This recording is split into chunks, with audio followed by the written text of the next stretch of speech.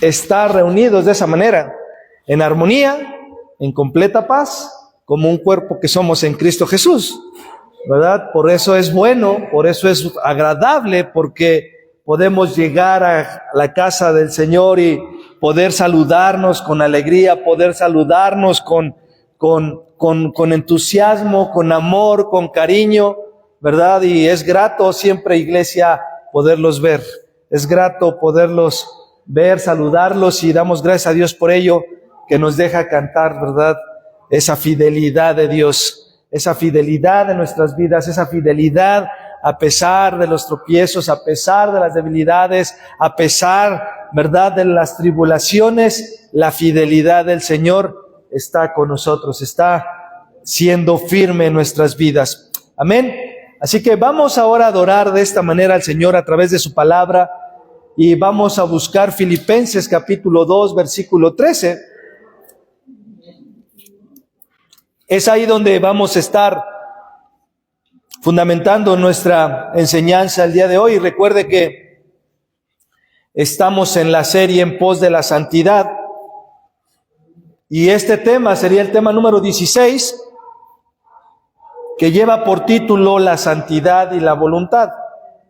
Es el tema 16, la santidad y la voluntad, de nuestra serie En pos de la santidad, que ya hace un par de meses, ¿verdad?, que hemos estado ahí en esta serie, y como lo hemos dicho anteriormente, ha bendecido nuestras vidas, nos ha ayudado a crecer en esa santidad, nos ha ayudado a crecer en esa santidad de nuestras vidas, y por ello damos gracias a nuestro Dios. Y vamos a Filipenses, ya lo tiene, Filipenses capítulo 2, versículo 13, capítulo 2, versículo 13, dice de la siguiente manera: porque Dios es quien obra en ustedes tanto el querer como el hacer por su buena voluntad, por su buena voluntad. Vamos a orar. Padre, te damos gracias en esta tarde. Soberano Dios, te damos gracias porque tú nos ayudas, Señor, a poder ver en nuestras vidas que el único que produce este querer como el hacer es tu voluntad perfecta, es tu voluntad soberana en nuestras vidas, Señor, porque entendemos, Padre, que sin esa voluntad, sin esa iniciativa tuya, Dios, nosotros no quisiéramos ni tanto querer ni tanto el hacer, Señor. Pero, Señor, en esa fidelidad, como la cantábamos hace un momento, nos somos bendecidos porque eres tú por medio de Cristo quien nos ayuda a poder caminar en que nuestra voluntad se pueda alinear hacia tu voluntad. Por ello es que te pedimos que en esta tarde tu palabra pueda, Señor, provocar las transformaciones en nuestros corazones, que tu palabra pueda traer ese avivar en nuestras vidas y aclarar, Señor, aquello que quizás pudiera haber duda, pudiera no haber tanta claridad en nuestras vidas, y que toda la honra y la gloria sea para ti, Señor. Por los méritos de Cristo te lo pedimos, Señor. Amén, amén y amén. Y la carta, hermanos, a los Filipenses, en este texto que acabamos de leer, se encuentra en el corazón de una exhortación que Pablo, hermano, está dirigiendo a la vida de los creyentes de Filipo, llamándolos a vivir en obediencia, llamándolos a vivir en humildad, llamándolos a vivir en unidad, siguiendo el modelo supremo. ¿Quién es el modelo supremo? Es Cristo. Cristo es nuestro modelo supremo, como dice Filipenses 2, 5, 11.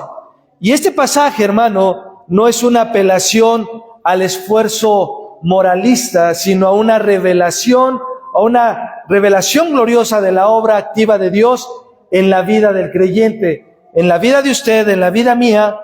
Y el versículo, hermano, comienza con una afirmación teológica contundente. El pasaje dice: porque Dios es quien obra en ustedes. Porque Dios es quien obra en ustedes, y esa palabra obra o produce en ustedes es la palabra griega energeo.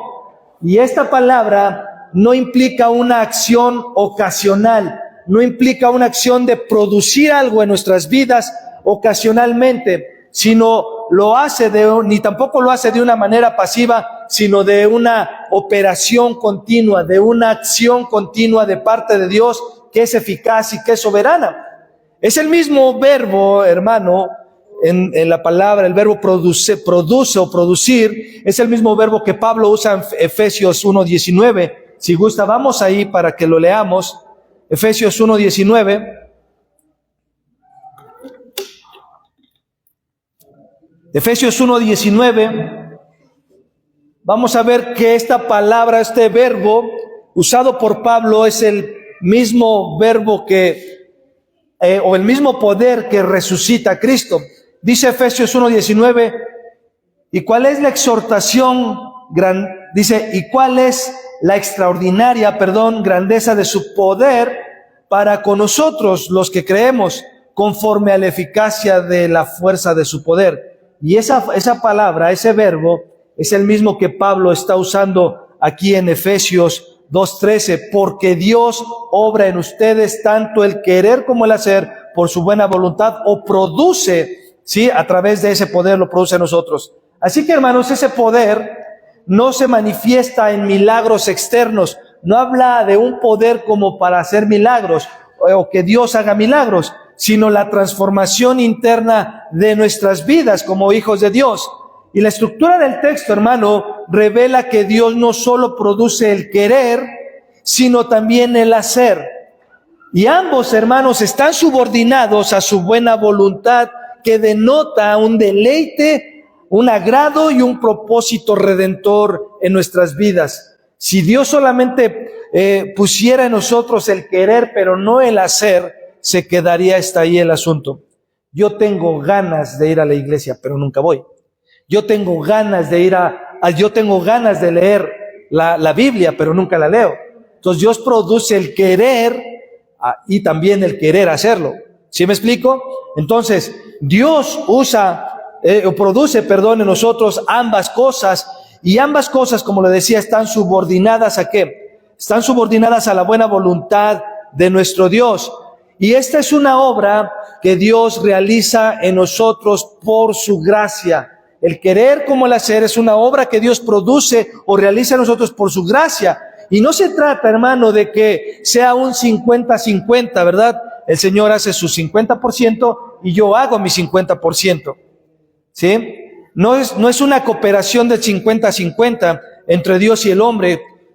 Juan Calvino dice de esta manera: la voluntad humana no es destruida, sino renovada por la gracia, y esa renovación es obra exclusiva de Dios.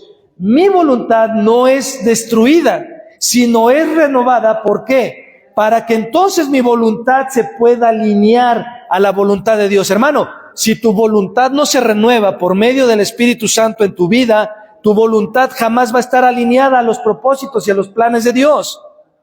Tú vas a querer y decidir hacer lo que tú quieres hacer y no lo que Dios pide que hagamos. Amén.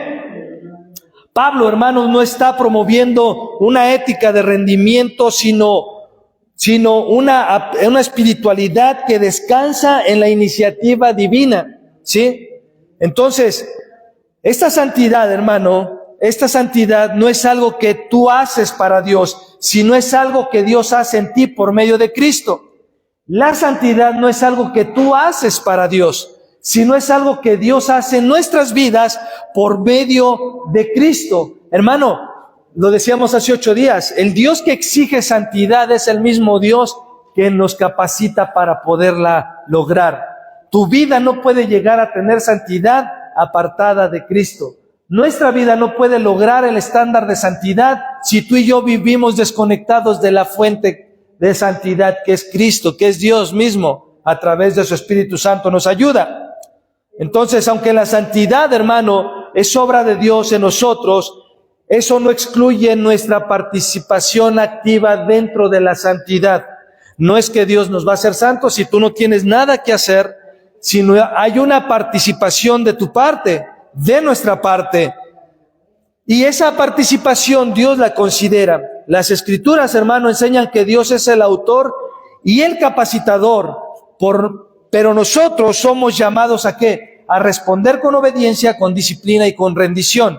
Dios es quien me capacita, Dios es el autor de la santidad, Dios es quien me capacita para que tú y yo podamos vivir en santidad, hermano, pero yo tengo y soy llamado a responder con obediencia, con disciplina y con rendición de mi voluntad a la voluntad de Dios. Si mi voluntad, hermano, no se rinde a la voluntad de Dios, difícilmente tú y yo podemos vivir vidas que agraden a Dios. No lo vamos a poder hacer.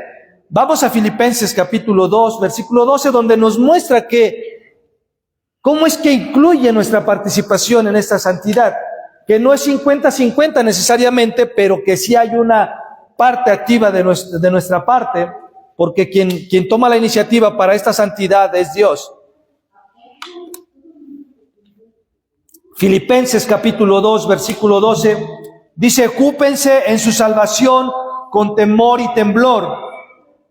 Y recuerde, hermano, que este texto no está hablando de que la salvación tú la puedas cuidar o guardar para que no la pierdas. No está hablando ese texto. Dice: ocúpense en su salvación con temor y temblor. Y este versículo lo que dice, hermano, es que la obra de Dios no anula la responsabilidad humana, sino que la fundamenta, sino que la fusiona, hermano.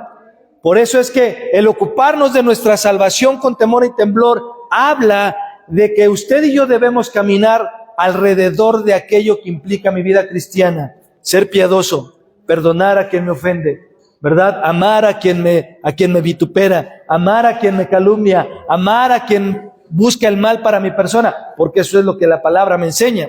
Y eso es caminar alrededor, no tener el mismo pensamiento que el mundo. Si te lo hacen, tú te la tienes que cobrar. No, o ser como el mundo en su término, en su forma de pensar. Primera carta de Timoteo 4:7 dice: ejercítense para la piedad.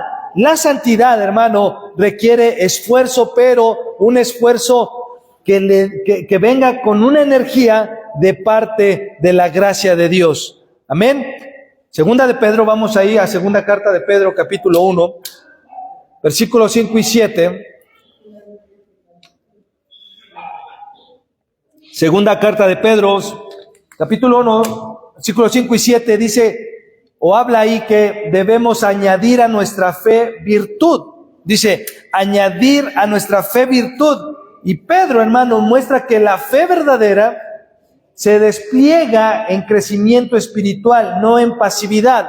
Hermano, una fe verdadera debe conllevarme o debe llevarme ¿a qué? A un crecimiento espiritual, a una madurez espiritual, a un entendimiento de las Escrituras, a un entendimiento de lo que Dios quiere hablar en mi vida. Y sobre todo, hermano, a que aquello que Dios habla en mi vida, yo lo puedo aplicar, yo lo pueda vivir. Hermano, porque tú puedes escuchar sermón tras sermón, leer la Biblia diario si tú quieres, pero si esos principios que tú encuentras en la Biblia no los aplicas a tu vida diaria, hermano, no podemos crecer en santidad, no podemos llegar a la madurez que Cristo quiere que lleguemos. Todo el tiempo me voy a estar quejando, todo el tiempo voy a estar queriendo que se haga lo que yo digo, todo el tiempo voy a estar queriendo que las cosas funcionen a mi manera y a como yo quiero que funcionen. Todo el tiempo yo voy a oponerme a ciertas cosas dentro de la iglesia, hablando de la vida de la iglesia, porque entonces no estoy entendiendo y no estoy añadiendo a mi fe virtud. Entonces, la santidad, hermano, no es sinergia en un origen, pero sí es en expresión, hermano. Esto quiere decir que Dios, hermano, inicia, sostiene y corona su obra, pero el creyente coopera activamente por medio de la fe y de la obediencia. Dios es quien toma la iniciativa, y lo decíamos hace un momento, es quien produce en nosotros el querer como el hacer. Él es quien toma la iniciativa. No eres tú y no soy yo. Es Dios quien toma esa iniciativa para que entonces nosotros queramos. Hermano, porque vuelvo al clásico ejemplo. ¿Cuántos quieren leer la Biblia? ¿Verdad? Eso le agregamos, ¿verdad? El enemigo que ahí está, que parece que usted abre su Biblia y se vienen las legiones de demonios, ¿verdad? Decirle, no la leas. Y te da un sueño, y te da una flojera, y la cierras, y haz de cuenta que te tomaste un Vive 100, ¿verdad? Te activas, estás girito, pero la vuelves a abrir y otra vez al sueño. ¿Sí me explico?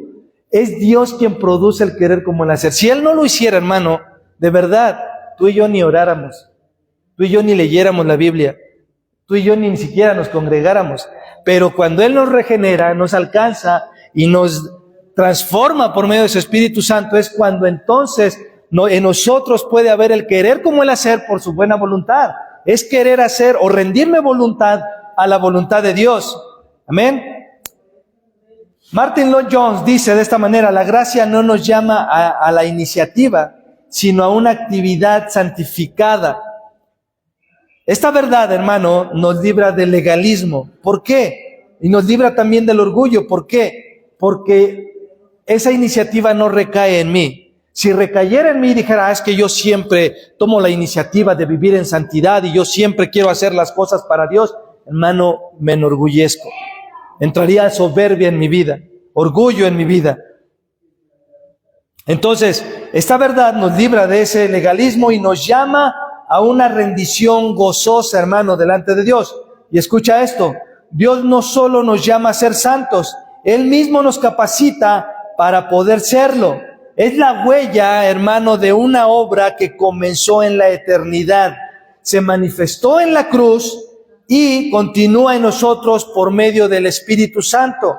Rendir nuestra voluntad, hermano, poder rendir nuestra voluntad delante de Dios para vivir una vida en santidad, hermano, comenzó en la eternidad y se manifestó en la cruz, pero también continúa en nuestros días y en nuestras vidas mientras estemos aquí en esta tierra por medio del Espíritu Santo. Y esa obra, hermano, comenzó en la eternidad, se manifestó en la cruz, y si continúa en nosotros por medio del Espíritu Santo, la santidad, hermano, no solo es una doctrina que admiramos, sino una realidad que debemos de vivir. La santidad no solamente es una doctrina que tú y yo debemos admirar, sino es una forma o es una realidad que tú y yo debemos vivir, y eso nos lleva a nuestro primer punto. La voluntad humana no es autónoma, es decir, no se manda por sí sola. La voluntad humana no es autónoma, es dependiente de la gracia divina. Y muchos hermanos creen que la santidad depende de nuestras fuerzas o del esfuerzo humano. Muchos creen que esa santidad depende del esfuerzo humano. Y cuando llegamos a ese punto, hermano, nos frustramos. Nos esforzamos por vivir en santidad y de repente la regamos, cometemos pecado y entonces nos frustramos porque creemos que la santidad depende de mí en su totalidad. ¿Por qué? Porque humanamente tú y yo no podemos alcanzar el nivel de santidad que Dios quiere. Pero, hermano, muchos se frustran de esa manera, como si fuera una meta alcanzable por la disciplina en la vida de la persona. Sin embargo, hermano, la Escritura nos revela que el origen, el deseo santo, no está en nuestros corazones, no está en nosotros, sino en Dios. El desear ser santos no está en nuestro corazón, está en el corazón de Dios, y entonces es Dios quien produce en nosotros el querer como el hacer por su buena voluntad. Amén. Y aquí, hermanos, es donde debemos hacer una distinción crucial en este punto. ¿Por qué? Porque las personas que viven sin Cristo jamás podrán alcanzar el estándar de santidad que Dios demanda.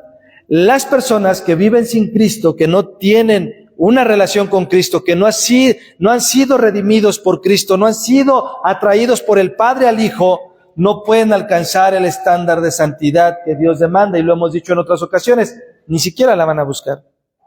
El Hijo de Dios se distingue por buscar la santidad. Por eso es el título de la serie, En pos de la santidad, en camino, en búsqueda de la santidad. Entonces, alguien que no tiene a Cristo en su vida, que no es su Señor, no puede alcanzar el estándar de santidad que Dios demanda. ¿Por qué? ¿Por qué no lo puede alcanzar? Porque sus vidas, hermanos, están desconectadas de la fuente misma de la santidad. Aunque hagan cosas buenas, hermano, a los ojos del mundo, siguen estando espiritualmente muertos, como dice Efesios 2:1. Sus bondades son relativas y no redentoras de estas personas. Como dice Isaías 64:6, todas nuestras justicias son como trapo de inmundicia delante de Dios. El problema no es solo lo que hacen en estas personas, sino lo que son en realidad. ¿Y qué son? Pecadores separados de Dios. Y mientras permanezcan lejos de Cristo, hermano, no importa cuán moral o religiosa parezcan sus vidas, siguen bajo condenación, como dice Romanos 8:8. ¿Por qué? Porque sus vidas no han sido rendidas a Cristo. Siguen alejados de Cristo. Sus vidas siguen girando en torno al mundo y no en torno a Cristo, porque sus vidas no le pertenecen a Cristo. Pero, hermano, es por eso que la santidad verdadera solo es posible en una unión con Cristo. Solo es posible en una unión con Cristo. No se trata de reformar mi conducta, no se trata de que nuestra conducta sea reformada, sino de recibir una nueva naturaleza en nuestras vidas. Jesús lo dijo de esta manera: separados de mí, nada podéis hacer. Lo dice Juan 15:5. Separados de mí, nada podéis hacer. No puedes llegar tú a un estándar de santidad que Dios demanda si estás separado de Cristo. Si tu vida no le pertenece a Cristo, si tu vida no está en perfecta comunión con Él. Y como cristianos, hermano, cuando tú y yo nos separamos de Cristo, ¿en qué sentido? En que dejamos de orar, dejamos de leer, dejamos de someternos a la palabra de Dios, dejamos de someternos a su señorío, hermano, nuestro corazón se empieza a hacer duro. Nuestro corazón se empieza a hacer duro. Empezamos a actuar en la carne. Empezamos a actuar en la carne. Y la santidad, hermano, no es el resultado de una vida disciplinada necesariamente, sino de una vida injertada en Cristo. Solo cuando estamos unidos a Cristo, cuando estamos unidos a Él por la fe y vivimos en comunión con Él, el Espíritu Santo, hermano, comienza a producir la obra en nosotros, a producir el querer y el hacer conforme a la voluntad de Dios. Solo hasta cuando nuestra voluntad se rinde a Cristo. Mientras tu voluntad no esté rendida a Cristo, el Espíritu Santo no puede producir en ti eso. No puede producir. Primero tienes que ser alcanzado por Él. La santidad, hermano, recordemos que no es opcional, pero tampoco es posible sin depender del poder del Espíritu Santo. Si yo no estoy en esa dependencia del Espíritu Santo, la santidad no es alcanzable. Dios, hermano, no solo exige obediencia, Él mismo produce el deseo y la capacidad para que tú y yo podamos obedecer. Hermano, por sí solos nosotros no podemos obedecer a Dios, pero es Dios mismo quien nos ayuda y produce en nosotros el querer obedecerle a Él, el querer obedecerle. Así que, si Dios es quien produce y nos capacita para poder obedecer, esto elimina, hermanos, el orgullo en nuestras vidas.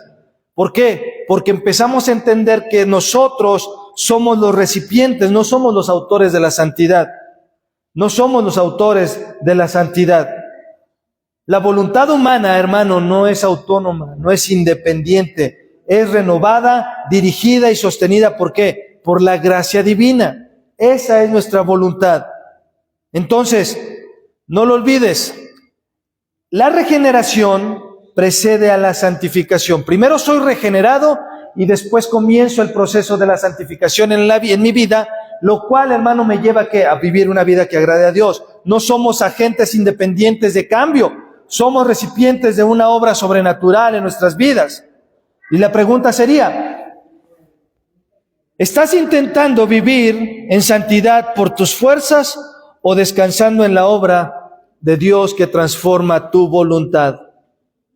Y si la voluntad, hermano, no es autónoma, sino transformada por Dios, entonces, ¿cómo es que se expresa esa transformación en nuestro diario vivir? ¿Cómo es que esto se refleja en nuestro día a día? ¿Cómo es? Y eso nos lleva al punto 2. El querer y el hacer, hermano, son inseparables en la vida de santidad. El querer como el hacer, y el hacer, son inseparables en la vida santa, ¿sí? La santidad, hermano, no es solo el deseo interno, ni emocional, ni una emoción espiritual o pasajera. No es algo que nada más surja de una emoción, ¿sí? Es una transformación profunda que afecta, hermano, tanto la voluntad como la acción. Dios, hermano, no solo produce en nosotros el hecho del querer, sino también el hecho del hacer. Y ambos, hermano, ambas dimensiones están unidas a la obra del Espíritu Santo, ¿sí? A la obra del Espíritu Santo. Esto significa, hermano, que la vida o la voluntad transformada por Dios no se queda en las intenciones. Yo quiero ser santo. Yo quiero vivir en santidad. Yo me voy a esforzar por vivir en santidad, pero solamente se queda en eso. Solamente se queda en el deseo, en la intención. Hermano, cuando nuestra voluntad es transformada por Dios, no solo se queda ahí. No solo se queda en, yo me voy a esforzar por ser santo. Yo voy a luchar contra mi propio pecado. No se queda nada más en las puras intenciones, sino que se manifiesta en obediencia concreta. Lo digo y lo hago. Si digo que voy a leer, en ese momento agarro mi Biblia y leo. Porque si después lo pospones, dicen los científicos y los estudiosos, que lo que no haces en menos de 5 minutos ya no lo hiciste. Te lo propones, pero ya no lo haces. Ahorita cambio el foco. ¿Y el foco cuánto lleva sin cambiar, hermano? Es más, cuando vamos a lavar la ropa, ¿verdad? Ahorita la lavo. Nada más hago esto y me pongo a lavar. Y ahí pasó una semana y hasta el fin de semana empiezas a lavar tu ropa. Porque somos así. Por naturaleza somos así. Y es lo mismo en la vida de santidad. Me voy a esforzar, pero nada más se queda en la intención. No accionamos. No accionamos. Y cuando viene entonces la tentación, cuando viene la lucha, cuando viene la prueba, entonces cedemos a ello. Entonces, el creyente, hermano, no solo desea agradar a Dios, sino que actúa conforme a ese deseo. No solamente se queda en un anhelo, sino lo hace, ¿sí? Porque Dios lo capacita, ¿para qué? Para poder hacerlo. Usted, hermano, hermana, puede obedecer a Dios porque Dios ya la capacitó, ya lo capacitó para poderlo hacer. Por eso es que usted lo puede obedecer, ¿sí? Así que cuando usted se tope con alguien que diga, es que yo sí obedezco a Dios, es que yo sí obedezco a Dios porque yo no hago esto, yo no hago aquello, hermano, dile, está cerrando en tu doctrina, está cerrando en tu vida. ¿Por qué? Porque lo puedes hacer porque Dios te capacita para poderlo hacer. No es algo que sea producido por nosotros, no es algo que salga de nosotros, es algo que Dios produce para que nosotros lo podamos hacer.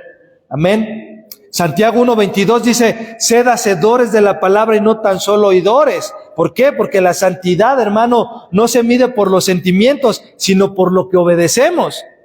No se mide porque tú sientas que estás viviendo en santidad, sino por la evidencia palpable, tangible, ¿de qué? De que lo estás haciendo. Es decir, tu vida en torno a tus amistades, a tu propia familia, sean tus hijos, sea tu esposa, sean tus tíos, sean tus parientes, ¿cómo están viendo tu vida de santidad?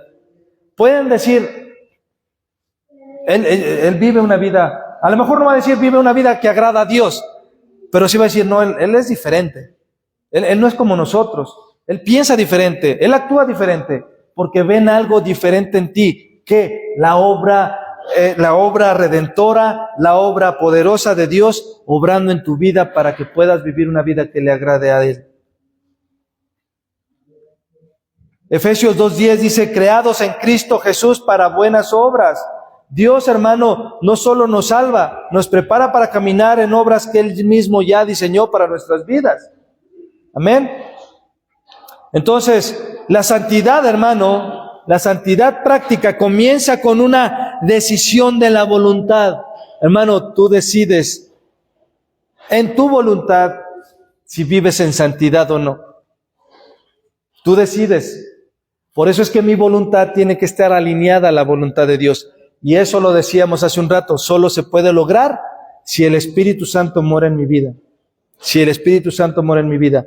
Si esa voluntad, hermano, no está direccionada hacia Dios, mi voluntad siempre va a ser pecar, siempre va a ser fallarle a Dios, siempre va a ser seguir en el círculo social que tengo porque me agrada estar ahí, aunque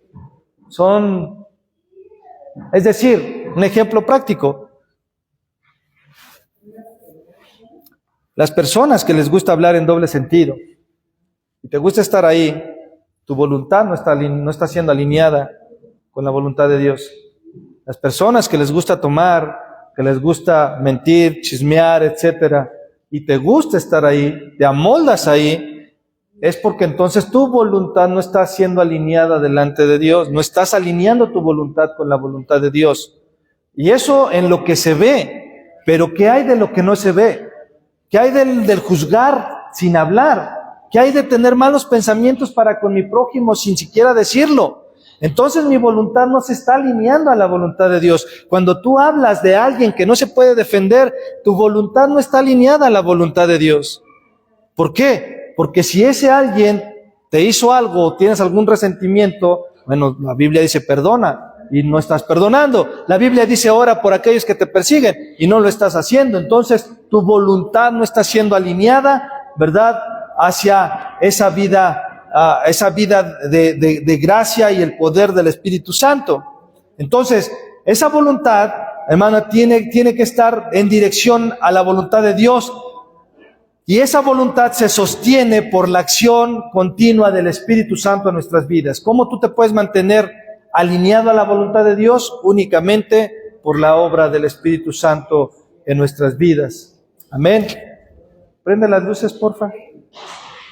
Entonces, el querer, hermano, es obra de gracia, pero el hacer es una evidencia de esa gracia. Amén. La voluntad redimida se traduce en una obediencia visible. ¿Sí? Cuando Dios transformó, hermano, la voluntad, nuestra voluntad, esa transformación se debe de notar en nuestras vidas. Si Dios ha transformado mi voluntad para yo poder obedecerlo y estar alineado a la voluntad de Dios, eso se debe de notar en mi vida. No solo, hermano, en lo que creemos, sino en cómo vivimos. Porque tú puedes decir, bueno, yo creo en la Biblia, yo creo en que Dios hace esto, que vino, murió, etcétera, etcétera. Tu vida lo refleja. Tu vida refleja que eso que crees puede ser visible en tu vida. Puede ser visible en la piedad, en la paciencia, en la templanza, en la fe, en la mansedumbre. Puede ser visible eso en tu vida. Puede ser visible eso de que sí crees. Yo creo que el Señor puede transformar el corazón. ¿La gente ve esa transformación en tu vida? Porque ¿cómo podemos ir a alguien y decirle, es que Dios puede transformar tu vida? Es que Dios puede hacer esto en tu vida. Es que Dios quiere darte salvación. Pero cuando no está viendo esa transformación palpable en mí, la obediencia, hermano, visible es el fruto natural de una voluntad redimida. Te lo repito, la obediencia visible es el fruto natural de una voluntad redimida. ¿Qué significa esto? Antes, hermano, que tú fueras redimido por Cristo, evitabas el perdonar a quien te ofendía, ¿cierto o no? Alguien te ofendía y tú decías, yo no lo voy a perdonar. ¿Por qué lo voy a perdonar? No se lo merece. No se merece mi perdón, porque lo que me hizo no tiene perdón de Dios. Decíamos así o no. Pero ahora que has sido redimido por Cristo, perdonar, o perdonas, mejor dicho, porque has sido perdonado. De la manera que tú perdones, Dios te perdona. Y si tú no perdonas, ¿cómo es que quieres que Dios te perdone? Cuando tú mismo no has perdonado. Y a veces, hermano, en el mundo, personas que su vida no está alineada a la voluntad de Dios, se van con ese resentimiento hasta la tumba y nunca perdonaron en su corazón. Mi voluntad, cuando está alineada, hermano, a la voluntad de Dios, cuando esa voluntad está redimida por Él, te lleva a soltar el rencor en tu corazón. No por obligación, bueno, lo tengo que perdonar porque la Biblia dice que lo debo de perdonar. Eso no es perdón, hermano. Discúlpame, pero eso no es perdón. Cuando te ofenden, cuando hacen algo mal contra ti, la Biblia no dice, ¿qué dice la Biblia? Pone una mejilla y después pone la otra. Ya no dice eso, ¿verdad? Dice, pone una mejilla. Y tú agarras el texto y dices, pues ya dice que ya no le ponga la otra, entonces ya me toca a mí, ¿verdad? Y hasta te remangas las mangas del suéter o de lo que traigas. te iba a decir las mangas del chaleco. Entonces, hermano, cuando tú entiendes que tu voluntad ha sido redimida por Cristo, tú sueltas el rencor que ha habido en tu corazón. Perdonas no por obligación, sino por convicción, porque entiendes que es Dios quien te está pidiendo que debes de perdonar y lo debes hacer. No solamente te debes de quedar en el deseo, si es que existe un deseo. Antes, hermano, buscabas tu comodidad, ¿verdad? Ahora sirves aunque te cueste. La voluntad redimida, hermano, te impulsa, hermano, a amar con sacrificio como Cristo lo hizo. Como Cristo lo hizo. La pregunta es, ¿lo hacemos de esa manera? ¿Sirvo aunque me cueste? Sirvo aunque me cueste. Y ese servicio habla de servirnos mutuamente, hermano. Pero también habla del servicio dentro de las actividades de la iglesia. ¿Cómo estoy sirviendo? ¿Sirvo porque Cristo ha sido mi ejemplo de sacrificio, de servicio, de amor hacia su iglesia? ¿O evito servir? Decía un video ahí en el internet, este es el ministerio que nadie te envidia. Y está una hermanita haciendo el aseo de la iglesia. Y esa es una realidad. ¿Por qué? Porque a nadie nos gusta servir. Por eso es que Dios tiene que producir el querer, pero también produce el hacer, para que entonces yo pueda lograr el objetivo que Dios quiere. ¿Qué? Que nos sirvamos mutuamente. Hermano, antes negociabas con el pecado, ahora lo combates con celo. La obediencia visible se manifiesta, hermano, en decisiones concretas en tu vida, ¿sí? Es decir, eres tajante con el pecado, no lo permites, no lo toleras, y no porque no exista el deseo hacia el pecado, porque somos carne, porque estamos en un cuerpo que se corrompe. Si tú me dices, es que a mí nunca ha habido ese deseo, vas derechito al infierno, porque dice que el tal es un mentiroso, dice la primera carta de Juan. El que no dice que ha pecado, no conoce a Dios. El que no ama a su hermano, no ha conocido el amor. Entonces, ¿combates el pecado tajantemente o simplemente lo toleras en tu vida? Lo toleras en tu vida. Entonces, si nosotros combatimos con celo, eso nos lleva a tomar decisiones concretas, lo que ves, lo que consumes, lo que permites. Hermano, pecado no solamente es, hermano, lo externo, sino también lo interno. ¿Qué sería lo interno? Lo que ves en la tele, lo que ves en las redes sociales, lo que ves en el internet. ¿Y qué más? Hermano, hasta en lo que comemos. Y eso es en lo que menos le ponemos atención. De verdad. Somos el templo del Espíritu Santo y lo hemos dicho una y otra vez y todos lo conocemos, la frase de la Escritura, ¿cierto o no? Somos el templo del Espíritu Santo. Sí, ¿y lo cuidas? ¿Lo cuidamos? ¿Lo procuramos? ¿Lo atendemos de manera adecuada? ¿O qué es lo que hacemos con eso? Porque la santidad implica eso también. La santidad implica que cuide yo el templo del Espíritu Santo, que es mi cuerpo. Eso implica también que yo procure, ¿verdad? A lo mejor de la mejor manera posible. A veces por las actividades o por lo que sea. Y hermanos, ponemos pretextos, y cuando el cuerpo cobra la factura, tienes que hacer lo que antes pudiste haber hecho para prevenir lo que ahora tienes. ¿Cierto o no? Eso también implica la santidad en el cuerpo, que tengo que cuidar mi organismo, qué es lo que como, y qué tan frecuente lo como. Sí, porque si dices, bueno, es que los camarones son deliciosos, pero no te los puedes comer diario, hermano. ¿Qué pasa si te los comes diario? Pues una semanita duras y después un infarto y hasta ahí diste. ¿Por qué? Porque tiene demasiado colesterol. Y eso que te tapa las arterias. Tú puedes comer carne, pero no la puedes comer diario. ¿Por qué? Es lo mismo. Al rato ya andas con la gota, ¿verdad? Ya con el ácido úrico elevado. ¿Por qué? Tanta carne roja que comes. Eres el templo del Espíritu Santo y debes procurar por Él.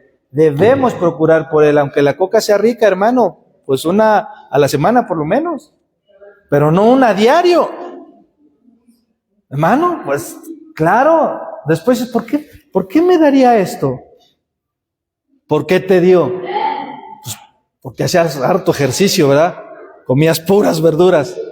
Y eso me incluye a mí también, ¿verdad? No nada más a ustedes. Es que es eso, hermano. Sigamos adelante. Antes, hermano, la oración era una carga en tu vida. Es más, cuando no tenías a Cristo en tu vida, cuando no habías sido alcanzado por Dios, ni orabas siquiera. Pero cuando recién convertiste a Cristo, a lo mejor era el fuego ahí en la oración y después se fue apagando poco a poco. Porque somos así como seres humanos.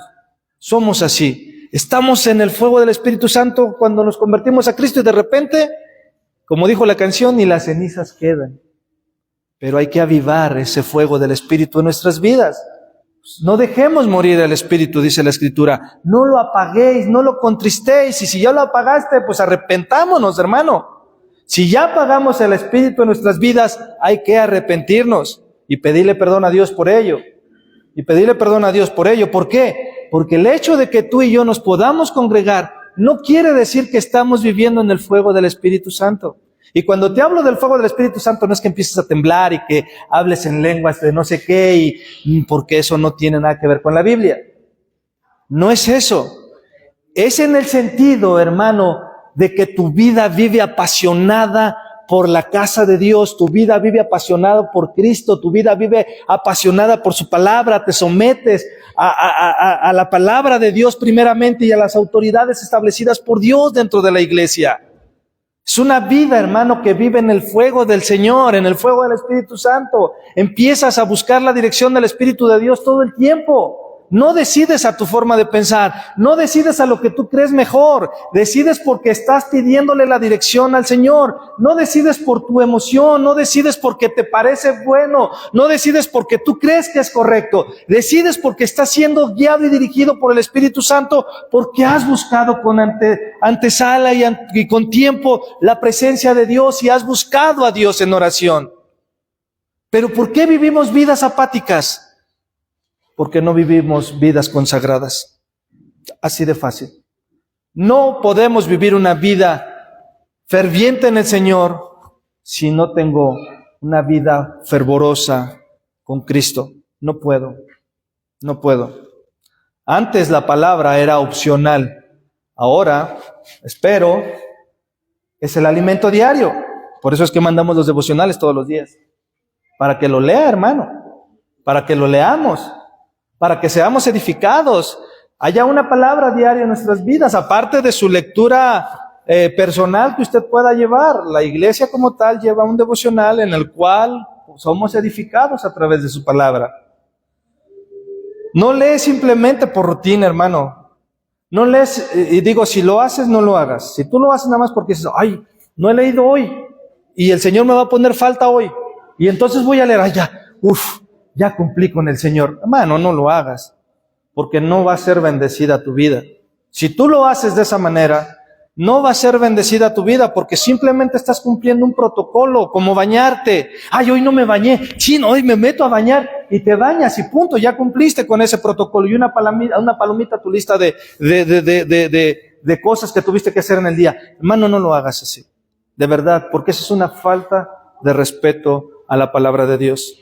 Es una irreverencia a Dios.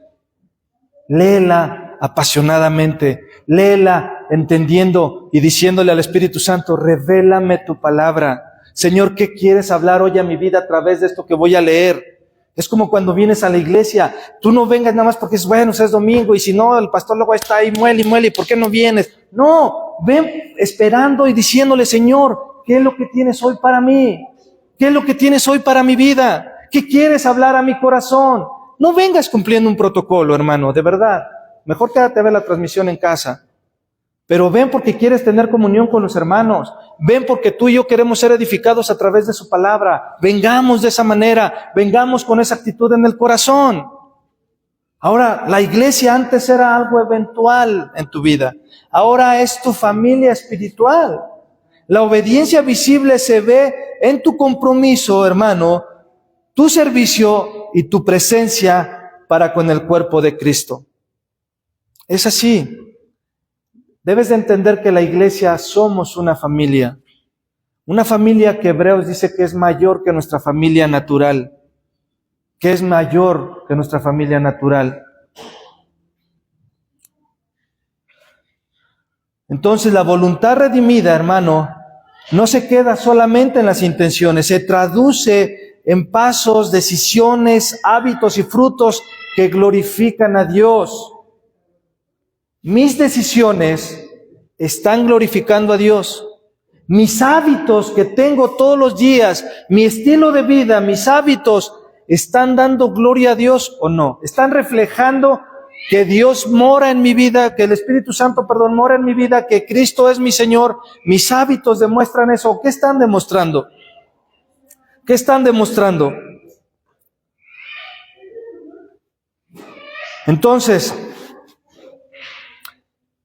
la santidad, hermano, no es solo un punto de partida, sino el canal por la cual la santidad se expresa en nuestro diario vivir. La santidad no solo es el punto de partida, sino el canal por el cual la santidad se expresa en nuestro diario vivir. Dios, hermano, escucha esto, Dios no nos transforma para que admiremos la santidad. Dios no nos transforma para admirar la santidad, sino para que la vivamos. Dios no nos transforma para solamente admirar la santidad, sino para que vivamos en ella. Pero si esa santidad se vive, hermano, ¿qué la sostiene? ¿Qué sostiene la santidad en la vida del creyente? ¿Qué la motiva? ¿Qué motiva esa santidad? Y la respuesta, hermano, no está en nosotros, sino en Dios. La respuesta no está en nosotros, sino en Dios. Y eso nos lleva a nuestro tercer punto en esta tarde. La buena voluntad de Dios toma la iniciativa, altera nuestra voluntad y la transforma. La buena voluntad de Dios toma la iniciativa ¿de qué? De tomar nuestra voluntad, alterarla para ser transformada. Amén. Filipenses 2:13 dice, por su buena voluntad. Él es quien produce el querer como el hacer por su buena voluntad. La santidad, hermano, no nace de la presión externa ni del mérito humano. Nace del corazón de Dios. Él no obra en nosotros por obligación, sino por deleite. Su voluntad, hermano, no es fría ni distante a nuestras vidas, sino es buena, agradable y es perfecta. Y, hermano, transforma el corazón de quien se rinde a Él completamente. La voluntad de Dios no es fría ni distante, es buena, agradable y es perfecta y transforma el corazón de aquel que se rinde completamente a Él, valga la redundancia. Si tu corazón no se rinde completamente a Dios, no esperes que tu corazón sea transformado. Pero un corazón no transformado me lleva a consecuencias. ¿A consecuencias de qué? Del pecado. Porque un corazón no transformado peca y no se arrepiente. Un corazón que ha sido regenerado peca también, pero se arrepiente. Y entonces viene una transformación en la vida, lo cual alguien que no vive con un corazón transformado por Dios no se va a arrepentir, va a seguir pecando y va a haber consecuencias del pecado. Ezequiel capítulo 36, versículo 26 y 27, vamos ahí, busque por favor Ezequiel 36. Ezequiel capítulo 36, versículo 26 y 27. Lo declara con claridad y lo declara con poder el profeta Ezequiel. Dice así, ¿ya lo tienen? Ezequiel. Está antes de Daniel.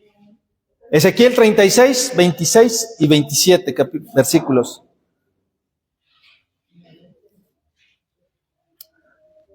¿Ya lo tiene? Gloria a Dios. Dice así, además, Les daré un corazón nuevo y pondré un espíritu nuevo dentro de ustedes. Quitaré de su carne el corazón de piedra y les daré un corazón de carne.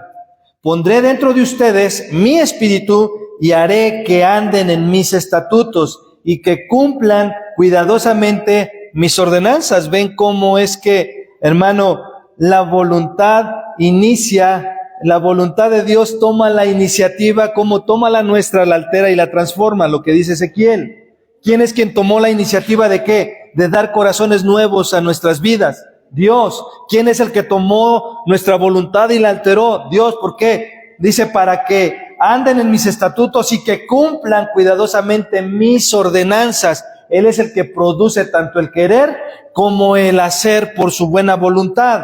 Por su pura buena voluntad es que Él hace todo eso, hermano. Y esta obra del Espíritu Santo no solo cambia lo que somos, hermano, sino también cómo pensamos y cómo vivimos. Si somos transformados, hermano, en nuestra mente, como dice Romanos 12:2, hermano, entonces nuestra vida tiene que cambiar. No solamente, hermano, es decir que mis pensamientos cambien. Si cambia tu forma de pensar, va a cambiar tu forma de vivir. Pero si tu forma de pensar no cambia, hermano, tu forma de vivir tampoco. ¿Qué quiere decir? Que si tu forma de pensar, hermano, siempre es ser la víctima, o siempre ser el malo, o siempre ser esto, o siempre ser aquello, así vas a vivir. Vas a vivir como víctima, no vas a vivir como victorioso en Cristo. Tenemos que cambiar nuestra forma de pensar. Amén. La santidad, hermano, no se limita a emociones, se expresa en decisiones. Por eso, hermano, Pablo nos llama a una transformación continua que nace de una mente renovada. Vamos a Romanos 12:2, lo que decía hace un rato, lo cual lo afirma con claridad. ¿Qué es lo que hace Pablo ahí? Nos llama a una transformación continua que nace de una mente renovada. ¿Sí? Esa mente renovada tiene la iniciativa en Dios.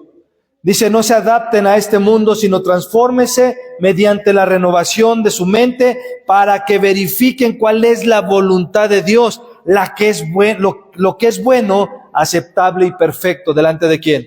De Dios. Delante de Dios.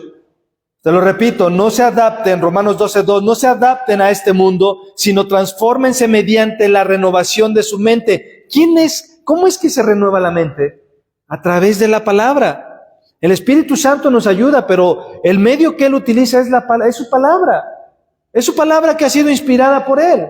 De esa manera es que tu mente y mi mente son renovadas, hermano. ¿Para qué? Para que verifiquemos cuál es la voluntad de Dios. Y esa voluntad de Dios es buena, es aceptable y es perfecta ante sus ojos. Esta transformación no es un esfuerzo aislado del creyente, hermano, sino la respuesta a una voluntad divina que ha tomado la iniciativa, y Pablo lo afirma con fuerza en otra porción de las Escrituras. Efesios 1:5 dice, no nos predestinó para adopción como hijos para sí, mediante Jesucristo, conforme al beneplácito de su voluntad, conforme a su buena voluntad. Dios, hermanos, nos escogió, nos adoptó y nos santifica. ¿Para qué? Para que podamos vivir una vida que agrade a Él. No porque lo merezcamos, hermano, no porque tú y yo lo merezcamos, sino porque Él lo quiso hacer de esa manera. La voluntad de Dios no solo es buena, hermano, es gozosa en nuestras vidas, o debe ser de esa manera. Él no nos transforma porque le conviene, sino porque le complace. Él nos transforma no porque le convenga. Es que me conviene que ellos puedan ser transformados. Hermano, Dios no necesita de nosotros. Dios no necesita de ti, Dios no necesita de mí. Lo hace porque simplemente le place. Él se complace en hacerlo, en hacerle bien a sus hijos. R.C. Sproul, uno de los teólogos más eminentes de este siglo, lo expresa de esta manera: la santidad de Dios no es una amenaza para el creyente, sino una esperanza. La santidad no es una amenaza para el creyente, sino una esperanza. Es decir, su voluntad, hermano, es buena, y por eso produce en nosotros lo que jamás usted y yo pudiéramos producir por nuestra cuenta. La santidad, hermano, la buena voluntad de Dios es buena. ¿Por qué motivo? Porque produce en nuestras vidas aquello que tú y yo jamás vamos a producir. Jamás vamos a producir santidad. Y por eso es que es buena. La santidad del creyente, hermano, es el reflejo de la voluntad benevolente de Dios. La santidad del creyente es el reflejo de la voluntad benevolente de Dios en mi vida. No es una exigencia sin ayuda, sino una expresión del amor divino, hermano, que nos transforma desde nuestro interior, desde dentro. Entonces, la pregunta es, para ir terminando, ¿ves la santidad en tu vida como una carga que debes soportar o como una expresión de amor de Dios que te transforma? ¿Cómo es que ves la santidad?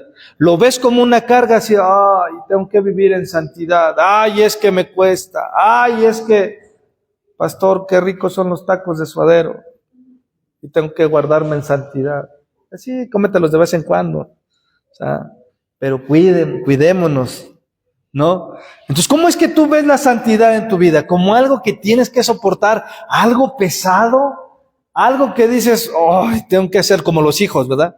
Los mandas a lavar los trastes y así en lugar de que sea un deleite en sus vidas, dices, otra vez lavar los trastes, otra vez tender la cama, ay, otra vez barrer y trapear. A veces así somos nosotros con la santidad. Ay, otra vez tener que vivir en santidad, soportando a aquel que me hace enojar y tengo que vivir en santidad. A veces somos así, hermanos. Y donde lo hacemos con más frecuencia es en nuestra propia familia. Ahí es donde lo hacemos con mayor frecuencia. Y no debe de ser así. No que no suceda, pero no debemos permanecer ahí. No debemos permanecer ahí. Porque, hermano, eso es un acto de la expresión de amor. La santidad de nuestras vidas, hermano, es un acto de amor de parte de Dios en nuestras vidas. Él nos ama y por eso nos ayuda, hermanos, a vivir en santidad. ¿Por qué? Porque sin santidad nadie verá al Señor. Y por eso es que necesitamos que Él produzca en nuestras vidas tanto el querer como el hacer. Hermano, ¿por qué? Por su buena voluntad. Y sin esa buena voluntad, usted y yo estaríamos fritos. Usted y yo estaríamos acabados. Usted y yo estaríamos yendo hacia el infierno. Pero por su buena voluntad es que usted y yo podemos, hermano, vivir una vida en santidad. Y la voluntad rendida, hermano, es el terreno fértil donde florece la santidad por la obra del Espíritu Santo. Te lo repito, la voluntad rendida a Cristo es el terreno fértil donde florece, hermano, la santidad por obra del Espíritu Santo. Y nuestro mayor ejemplo es Jesús. Yo no vine a hacer mi voluntad, sino la del Padre. Y eso es lo que tú y yo debiéramos decir siempre. Yo no vine a hacer mi voluntad, sino la del Padre. Y Él fue el máximo ejemplo. ¿Para qué? Para saber que ni Cristo mismo, hermano, impuso su voluntad delante de Dios. Y si Cristo, hermano, no impuso su voluntad delante de Dios, ¿por qué tú y yo sí tendríamos que hacerlo? Sería contradecir las Escrituras. Sería no vivir en acorde a la voluntad de Dios y en sentido opuesto a lo que las Escrituras nos enseñan y a lo que el Espíritu Santo quiere. Hermano, amén. Cierra tus ojos ahí donde estás. Señor, hoy te damos gracias, Señor, porque reconocemos que no podemos, Señor, producir santidad por nosotros mismos en nuestras vidas. Pero tú, Señor, en tu misericordia, obras en nosotros tanto el querer como el hacer por tu buena voluntad, por tu beneplácito, Señor, en nuestras vidas. Es por ello, Señor, que hoy te pedimos que tú nos sigas ayudando, Señor, a rendir nuestra voluntad, alinear nuestra voluntad a tu voluntad como Cristo la rindió, Señor. Que tu Espíritu Santo, Señor, sea transformando nuestro corazón, sea, Señor, renovando nuestra mente y cultive esa obediencia que debemos dar como respuesta delante de ti. Que nuestra vida, Señor, sea el terreno fértil para tu gloria. Que todo, Señor, lo que florezca en nosotros sea fruto de tu Espíritu Santo, tu gracia y tu poder en nuestras vidas. Sigue, Señor, produciendo en nosotros el querer, produce en nosotros el hacer, y que toda la gloria y la honra sea para ti, y que todo sea para tu deleite, y que todo sea para honrarte, y que todo sea para darte gloria a tu nombre. Señor, todo esto te lo pedimos en el nombre de Jesús, quien es nuestro Señor y nuestro Salvador. Amén, amén y amén. Dale una ofrenda de palmas a nuestro Dios. Gracias.